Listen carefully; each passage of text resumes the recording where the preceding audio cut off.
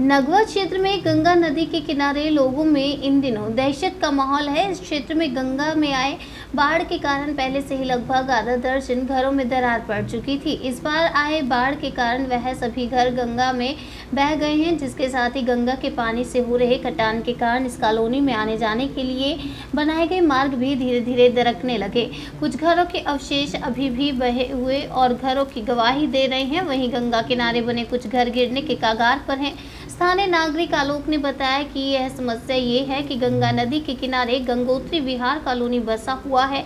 यहाँ पर लगभग 5 से 6 हजार लोग रहते हैं। हम पिछले 20 वर्षों से इस कॉलोनी में रह रहे हैं। ये शहरी क्षेत्र में आता है। यहाँ पर लगातार गंगा नदी के किनारे कटान होता जा रहा है। इसका टाइम में सीवेज ट्रीटमेंट प्लांट जो बना था वह गया, लोगों के आने जाने के लिए जो रास्ता बनाया गया था वह भी बढ़ गया है। मंदिर में पेड़ पौधे थे, सारे कटान के जद में आ गए और जिससे वह भाग गए और लगातार यह कटान बढ़ता जा रहा है। दरअसल सीवरेज ट्रीटमेंट प्लांट की डाली गई पाइप से लीकेज के कारण जमीन धंसने लगी थी। इस बार के बाद में सीवरेज ट्रीटमेंट प्लांट का पाइप जो डाला गया था वह भी गंगा में समाहित हो गया। नगवा स्थित गंगोत्री विहार कॉलोनी के गंगा किनारे बने आधा दर्जन से अधिक घर अब तक गंगा में समाहित हो चुके हैं। घाट किनारे बने अधिकांश घरों के कमरे और दीवारें जमीन धंसने के कारण फट गई है। इन घरों में रहने वाले लोग दरार और कमरे को धंसते देख काफी दहशत में हैं। आलोक कुमार ने कहा कि इसकी शिकायत हमने सीएम पोर्टल पर भी की। आपका आवेदन संख्या 92319700020041 दर्ज कर अधिशासी अभियंता को निस्तारण हेतु भेज दिया गया। अपना परिचय बताइए। मैं छात्र काशी हिंदू विश्वविद्यालय जितेंद्र कुमार यादव। किस तरह घटना हुई, किस तरह का विरोध? ये घटना जब काशी हिंदू विश्वविद्यालय के डीन जो प्रशासनिक पदों पर बैठे हुए प्रोफेसर जो ओबीसी जाति से आते हैं उनको विश्वविद्यालय और संस्थाओं में टारगेट करके कुछ छात्रों से मरवाया जाता है।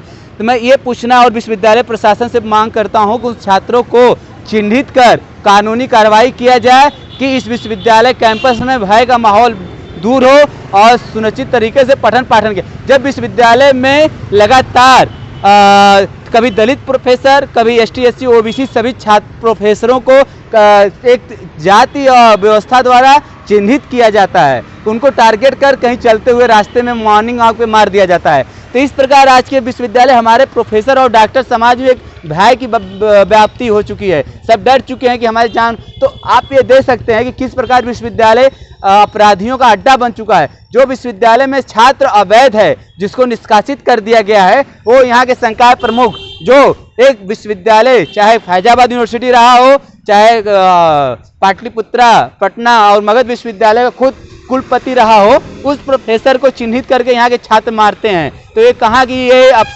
सरासर गलत बात है और प्रोफेसर को टारगेट करना, तो जैसे जब प्रोफेसर मारे जाएंगे तो छात्र भी तो मारे जा रहे हैं। प्रशासन से आप क्या मांग करते हैं? प्रशासन से हम यही मांग करते हैं जल्द से जल्द उन अपराधियों को चिन्हित कर उन्हें कानून के द्वारा दंडित करे और विश्वविद्यालय में पठन पाठन का माहौल सुनिश्चित ढंग से संचालित करें। मेरा नाम मनीषानंद मिश्र है। मैं रूम नंबर 232 में रहता हूँ। मैं स्वयं सप्ताह भर से बुखार से पीड़ित हूँ। जांच कराया हूँ, वायरल बुखार है। और सबसे बड़ी बात ये है, जो विडम्बना की बात है, मैंने 20 दिन पहले इनको शिकायत की थी नीचे आकर के ओम प्रकाश जी को कि उसमें गंध आ रही है वाटर कूलर में, उसको जरा दुरुस्त कराइए। तो इन्होंने कहा अरे आप सर को फ़ोन कर लीजिए, और सर को मैंने फ़ोन किया तो बोले ओम प्रकाश जी को बोलिए। टाल मटोल करते रहे और उसमें चूहा मरा, छिपकली मरी। आज अभी मैंने ग्रुप में डाला है एक फ़ोटो, चूहा मरा हुआ है, उसको कीड़े खा रहे हैं और उसकी हड्डियाँ तक दिख रही हैं, सड़ गया है पूरी तरीके से। ना तो हैंगर की व्यवस्था है, ना पानी की व्यवस्था है, ट्यूबलाइट्स फ्यूज हो गई हैं, किसी प्रकार की व्यवस्था नहीं है। और जब भी हम शिकायत करते हैं तो कोई शिकायत नहीं सुनी जाती है, बस टाल मटोल किया जाता है। हमारी शिकायत यही है कि हमारी जो भी मांगे हैं उसको पूरा किया जाए। हम 6000 किस लिए कटवा रहे हैं भाई? यहाँ रह करके बाहर रह लेते इससे अच्छा होता। जब हम हर चीज़ दे ही रहे हैं, HRA पूरा कटवा रहे हैं, तो हमको कम से कम सुविधा दीजिए। बगल में बिरला सी है, पहले हम लोग बिरला सी में रहे हैं, लेकिन बिरला सी में तो इससे अच्छी व्यवस्था है। अशोक सिंह यहाँ आते नहीं हैं, देखना नहीं चाहते, बच्चों की कोई शिकायत सुनना नहीं चाहते। इससे बड़ी विडम्बना कुछ हो नहीं सकती है। हमारी मांग यही है कि इनको आप लोगों के जरिए ये बताया जाए कि ये काम करें अच्छे से और हमारी मांगों को पूरा करने की कोशिश करें या कृपा करें, जो भी है।